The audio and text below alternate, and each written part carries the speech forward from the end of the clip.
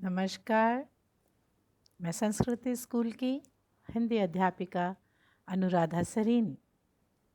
तो बच्चों, आपको याद है हम पहली कक्षा में मिले थे जहां हमने विराम चिन्हों पर चर्चा की थी और उन्हें समझा था। तो यहाँ पर बच्चों मैं आपको कुछ और विराम चिन्ह बताऊंगी। उम्मीद करती हूँ आपको पहले के विराम चिन्ह बराबर से याद होंगे। पहला विराम चिन्ह पूर्ण विराम चिन्ह, बिल्कुल सही। और दूसरा अल्प विराम चिन्ह, जो बहुत मज़ेदार था, है ना बच्चों? तो ठीक है, अब हम इसके आगे और कुछ विराम चिन्हों के बारे में पढ़ेंगे। तो तीसरा प्रश्नवाचक विराम चिन्ह है, जो कि अक्सर हम लोगों ने कहानी की किताबों में देखा है और बात करते समय हमें उसका अंदाज़ा नहीं लगता कि वो चिन्ह किस प्रकार का होगा। क्या आपको मेरी बात समझ में आई? अब यहाँ पर आपने समझ लिया कि मैंने आपसे प्रश्न पूछा, लेकिन लिखने के समय हम यहाँ पर इसके लिए कुछ एक चिन्ह का प्रयोग कर रहे हैं। और वो देख रहे हैं यहाँ पर बच्चों चिन्ह, वो चिन्ह कुछ इस प्रकार होता है, जिसे प्रश्नवाचक चिन्ह कहते हैं। यह चिन्ह हम उस वाक्य में लगाते हैं जिस वाक्य में कोई प्रश्न पूछा गया है। ठीक है? जैसे आप क्या कर रहे हो? मैं आपसे पूछ रही हूँ, आप क्या कर रहे हो? तो यहाँ पर मैंने वाक्य के अंत में प्रश्न चिन्ह लगाया है। यहाँ पर जैसे हमने पहले पूर्ण विराम की बात की थी कि किसी वाक्य के अंत में हम पूर्ण विराम का चिन्ह लगाते हैं।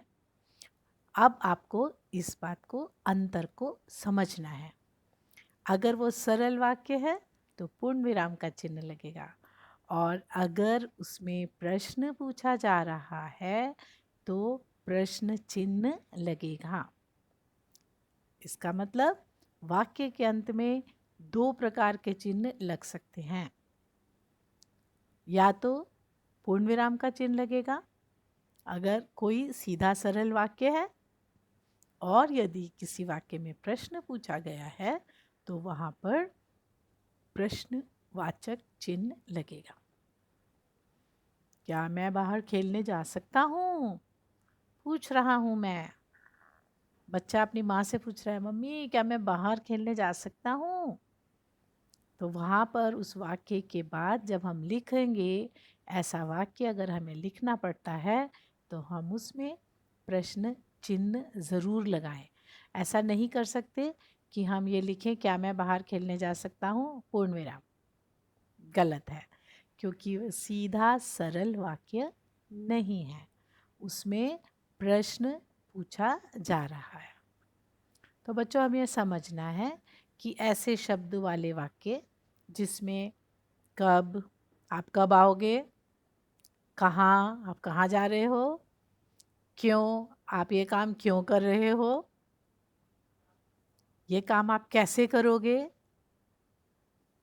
किधर जा रहे हो, इस तरह के जो शब्द हैं, आप थोड़ा सा, हम एक जनरल जिसको बोलते हैं ना, साधारण सा याद रख सकते हैं। कब, कहाँ, क्यों, कैसे, किसने, कौन। ठीक है? ऐसे जो शब्द हैं जिन वाक्यों में प्रयोग होते हैं, इसका मतलब वो वाक्य प्रश्नवाचक वाक्य ही बन जाते हैं, और हमें उनको लिखने के समय प्रश्नवाचक चिन्ह लगाना आवश्यक होता है। ठीक है बच्चों? समझ में आया? अब हम उसके बाद एक और चिन्ह सीखेंगे, और वो है विस्मय बोधक चिन्ह। अब विस्मय का मतलब है जब हमें बहुत हैरानी हो जाती है। अब हैरानी बहुत बातों से होती है, खुशी से होती है। अचानक से मम्मी आ गई घर में सामान लेकर, अच्छी अच्छी मिठाइयाँ लेकर आ गई, ओ मम्मी मेरे लिए ये लेकर आई, खुशी हो गई। या हैरानी हो गई, नाना जी आ गए, ओ नाना जी आ गए, पता नहीं था वो आने वाले हैं पर आ गए।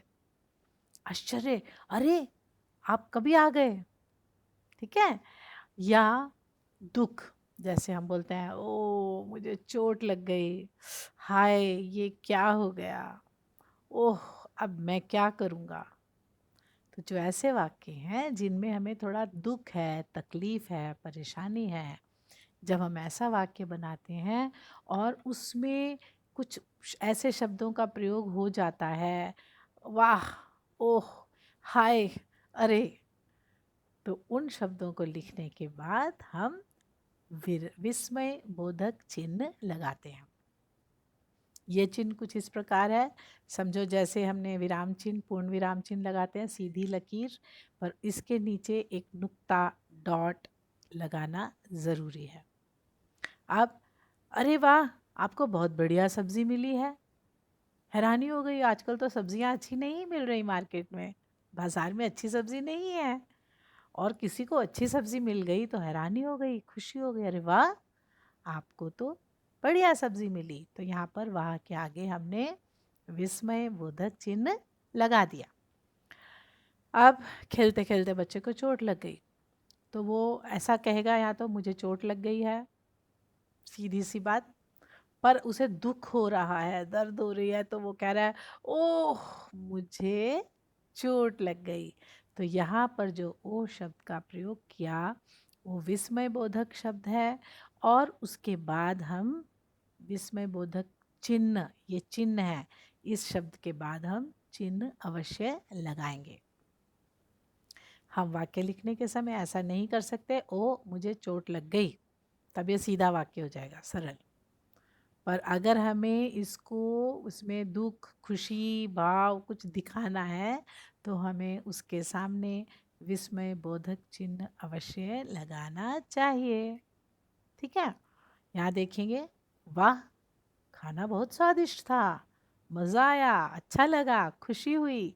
तो इस खुशी को दिखाने के लिए, इस अच्छे स्वाद को बताने के लिए हमने वाह शब्द का प्रयोग किया, और वाह के सामने हम विस्मय बोधक चिन्ह ज़रूर लगाएंगे। समझ में आया बच्चों? पहला हमने चिन्ह सीखा पूर्ण विराम चिन्ह, सीधा सरल वाक्य।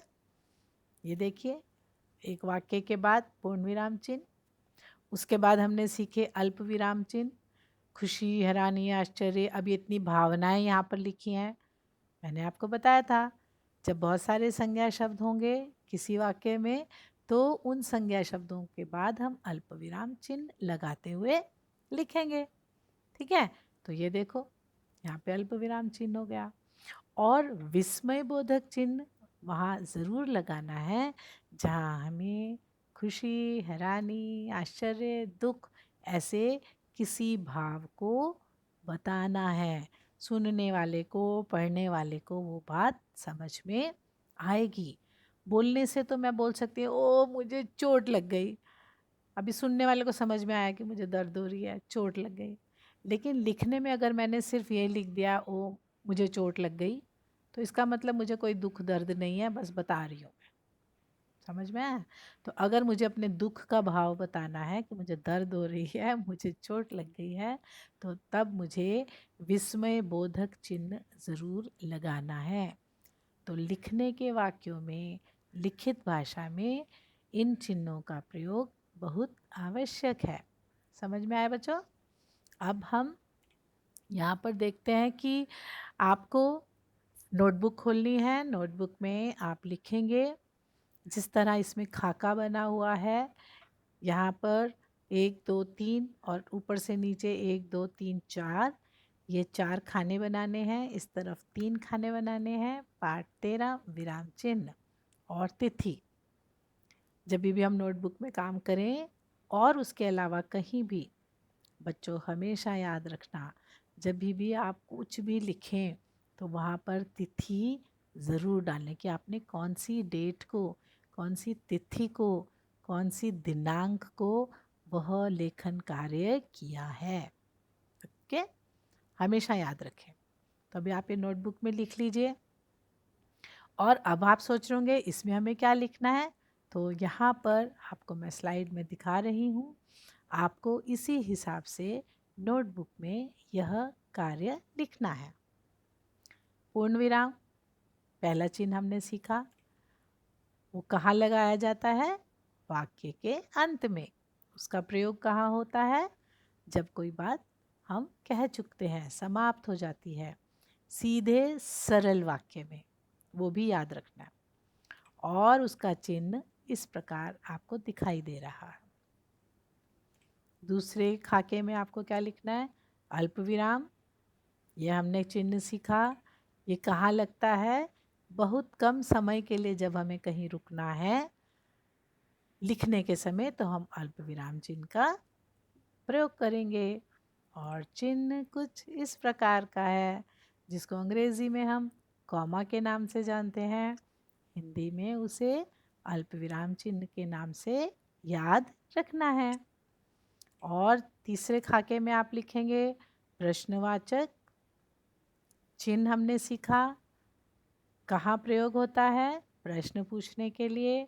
और इसका चिन्ह कुछ इस प्रकार से होता है। आप सुन भी रहे हैं, साथ के साथ लिख भी रहे हैं, बहुत अच्छी बात है। इस तरह हमारा कार्य समय पर पूरा हो जाता है। बहुत बढ़िया बच्चों, आप सुनते रहो और साथ के साथ ही देखकर लिखते भी रहो। चौथा विस्मय बोधक, जो कहाँ लगाया जाता है? खुशी, दुख, हैरानी आदि प्रकट करने के लिए। प्रकट मतलब बताने के लिए, दिखाने के लिए, ठीक है। और इसका चिन्ह इस प्रकार होता है। तो ये बच्चों, ये आपको लिखना है। जिन बच्चों ने लिख लिया और लिख रहे हैं, वो बहुत अच्छी उनकी लिखने की गति है। जो नहीं लिख पाएंगे वह बच्चे इस स्लाइड को देखकर बाद में भी अपना लेखन कार्य पूरा कर सकते हैं। पर याद रहे, जल्दी जल्दी में गलतियां नहीं करनी है और कोई भी मात्रा आप गलत ना लिखें। इसके लिए देखकर तरीके से ध्यान से लिखें, ठीक है। तभी हमें सही शब्दों को लिखने का अभ्यास होता है। तो उम्मीद कर रही हूँ काफ़ी बच्चों ने लिख लिया होगा। और बच्चों, जिस बच्चे का लिखना नहीं हुआ, हाँ, हम में से कुछ बच्चों की हमारे लिखने की गति कम होती है, कोई बात नहीं, हमें लिखने का अभ्यास करना है। इसलिए जैसे ही आपको ये स्लाइड मिले, पीपीटी मिले, आप इसको देखकर लिखने का काम ज़रूर पूरा कर सकते हो। और इसके अलावा आपकी विथिका की अभ्यास पुस्तक में भी यह विषय है, वहाँ पर भी लिखा मिलेगा आपको, वहाँ से भी देखकर लिख सकते हैं, ठीक है। अभ्यास करना अच्छा होता है। अब यहाँ पर देखो, सही चिन्ह लगाकर आपको ये वाक्य लिखने हैं। अभी हम पढ़ रहे हैं, आप कहाँ जा रहे हो? तो इस शब्द में, इस वाक्य में ऐसा कौन सा शब्द है जिसे मैंने आपको बताया था कि जिन शब्दों को अगर वाक्य में प्रयोग कर दिया जाए तो वो वाक्य प्रश्नवाचक बन जाते हैं। तो यहाँ देखो, कहाँ, आप कहाँ जा रहे हो, पूछा जा रहा है। तो यहाँ पर कौन सा चिन्ह आएगा? ठीक है। तो आप बता पा रहे हैं कि यहाँ पर कौन सा चिन्ह आएगा? यहाँ प्रश्नवाचक चिन्ह आएगा। ओ ये क्या हो गया, ओह ये क्या हो गया। जैसा मैंने आपको बताया कि जब हमें कोई खुशी, दुख, उत्साह, आश्चर्य, हैरानी का भाव बता रहे हैं, तब विस्मय बोधक चिन्ह आएगा। यहाँ पर विस्मय बोधक चिन्ह आएगा ओह के बाद।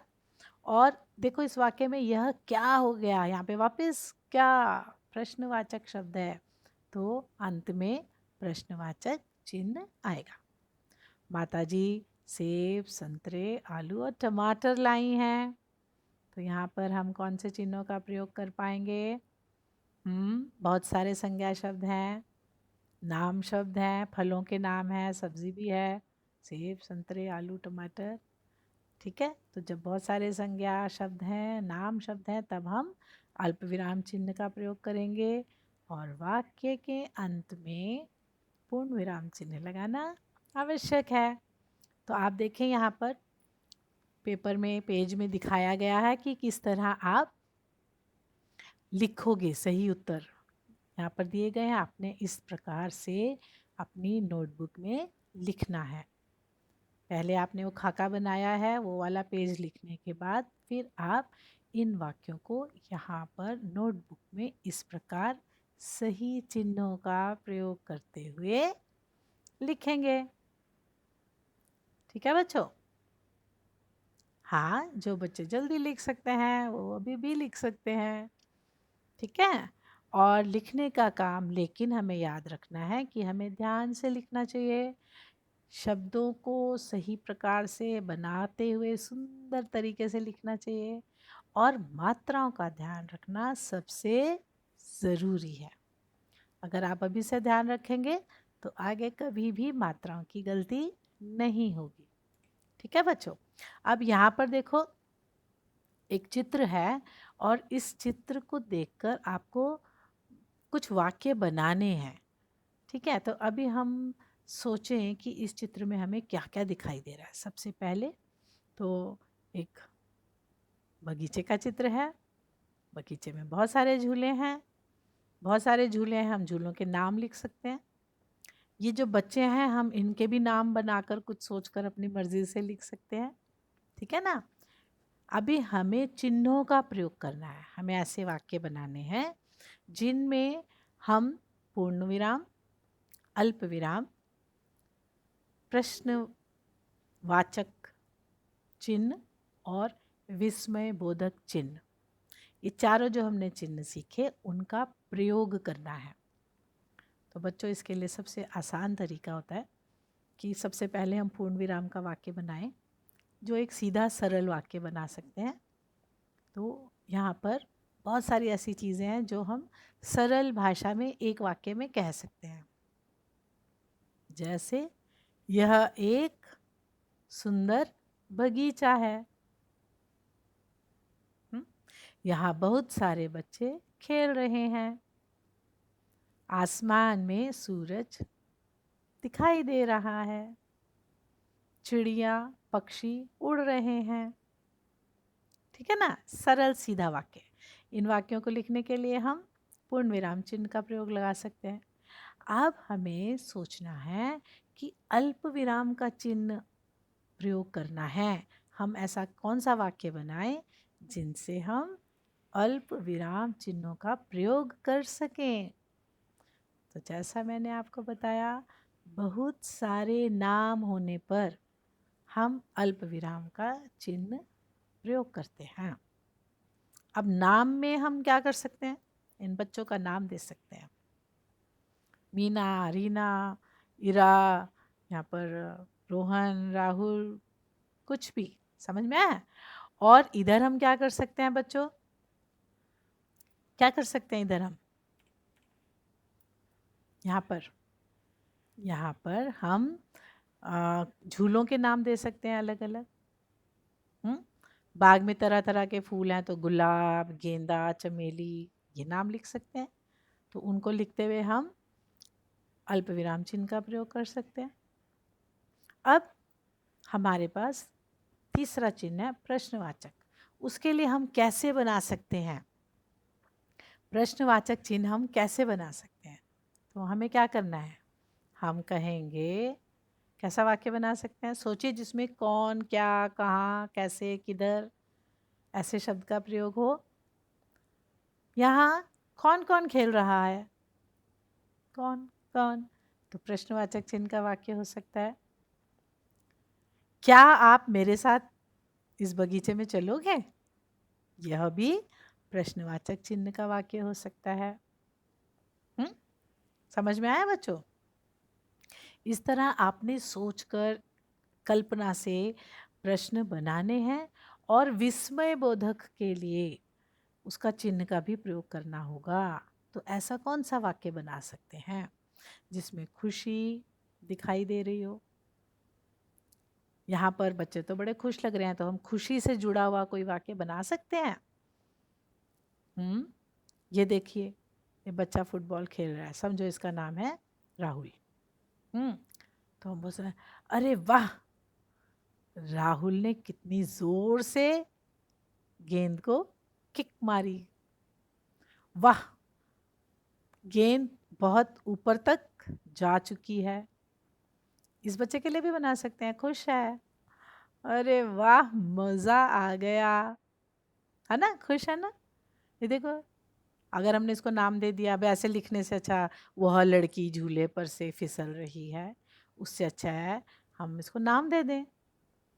समझो कुछ नाम दे दिया मैंने, चलो मीरा दे दिया, वाह, मीरा तो झूले से फिसलकर नीचे पहुंचने ही वाली है, अरे वाह, ये तो बहुत अच्छी रस्सी खेल रही है, रस्सी कूद रही है, काश मैं भी यहाँ जा सकती, काश। यहाँ पर भी हम वाक्य लगा सकते हैं, विस्मय बोधक चिन्ह लगा सकते हैं। तो बच्चों, हम वाक्यों की रचना कर सकते हैं, सरल वाक्य, अल्प विराम से जुड़ा वाक्य, प्रश्नवाचक चिन्ह से जुड़ा वाक्य और विस्मय बोधक चिन्ह से जुड़ा वाक्य।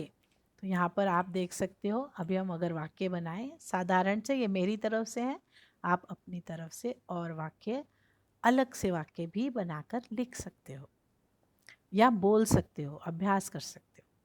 मैं आपको उदाहरण के लिए बता रही हूँ, जैसे यह एक बाग का चित्र है, यहाँ पर रीना, इरा, अशोक, मनोज, अनाया और महेश खेल रहे हैं। बहुत सारे नाम दिए मैंने, सब बच्चों के नाम दे दिए, ठीक है। फिर वाह, रीना तो बहुत जोर से झूला झूल रही है, विस्मय बोधक चिन्ह आ गया, ठीक है। अब ध्यान रखना है बच्चों, इस वाक्य के अंत में इसमें कोई भी क्या, क्यों, किधर ऐसा शब्द नहीं है, इसलिए अंत में पूर्ण विराम ही लगेगा, ओके।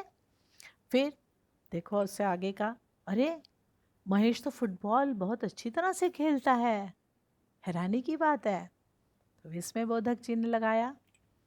वहाँ बहुत सारे पेड़, फूल, पक्षी और झूले भी हैं, अल्प विराम का चिन्ह लगा सकी क्योंकि मैंने बहुत सारे नाम शब्द लिखे, संज्ञा शब्द लिखे, वस्तुएं, जातिवाचक संज्ञा यहाँ पर हैं, बहुत सारी जातिवाचक संज्ञाएं, है ना बच्चों, पेड़, फूल, पक्षी, याद है जातिवाचक संज्ञा।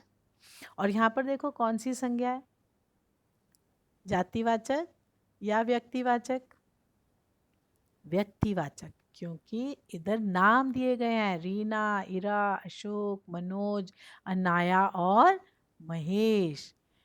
वाह, रीना तो बहुत जोर से झूला झूल रही है,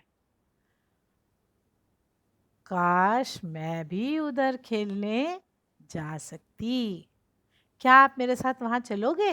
ये देखो क्या शब्द, ये शब्द का प्रयोग होते ही यह वाक्य में प्रश्नवाचक चिन्ह लगाना होगा। ये सब हमें चिन्ह लगाने हैं जब हम लिख रहे हैं, बोलने के समय नहीं बोलेंगे। यहाँ पर रीना, कौमा, ईरा, अल्प विराम, अशोक, अल्प विराम, समझ गए। वहाँ पर हम वैसे ही बोलने के समय रुकते ही हैं, लेकिन लिखने के समय इन चिन्हों का प्रयोग करना बहुत आवश्यक है। प्यारे बच्चों, आशा है कि आपको इस प्रकार ज्ञान अर्जित करने में मज़ा आया होगा।